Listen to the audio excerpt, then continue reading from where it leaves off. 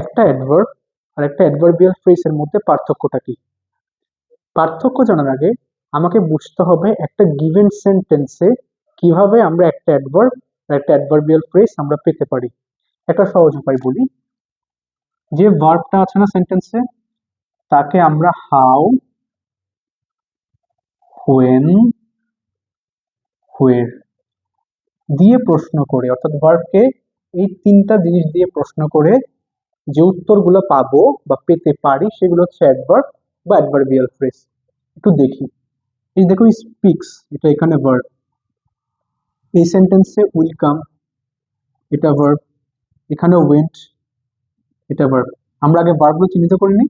Speaks verb, will come verb, went verb. এবার দেখো, আমি যদি এখানে হি স্পিক্স ক্লিয়ারলি এই সেন্টেন্সে আমি যদি এই ভার্বটাকে আস্ক করি যে হি speaks how, he speaks clearly, অর্থাৎ একটা আনসার পেলাম এখানে। হি উইল কাম টুমোরো, এই সেন্টেন্সে এই ভার্বটাকে আমি জিজ্ঞেস করি যে he will come when, he will come tomorrow, অর্থাৎ এটা একটা অ্যাডভার্ব,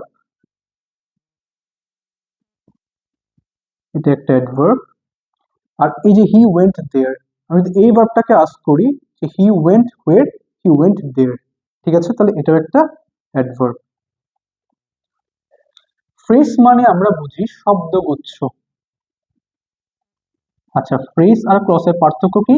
ক্লসে ফাইনিট ভার্ব থাকে, ক্লসে সাবজেক্ট থাকে, কিন্তু ফ্রেজে কোনো সাবজেক্ট বা ফাইনিট ভার্ব থাকে না।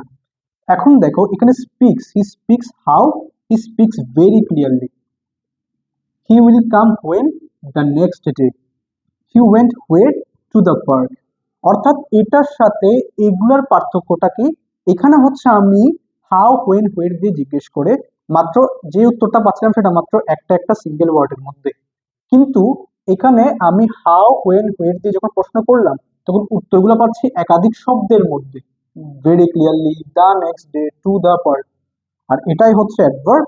আর যে একাধিক শব্দের মধ্যে আমি উত্তর পাচ্ছি এগুলাই হচ্ছে সব অ্যাডভার্বিয়াল ফ্রেজ।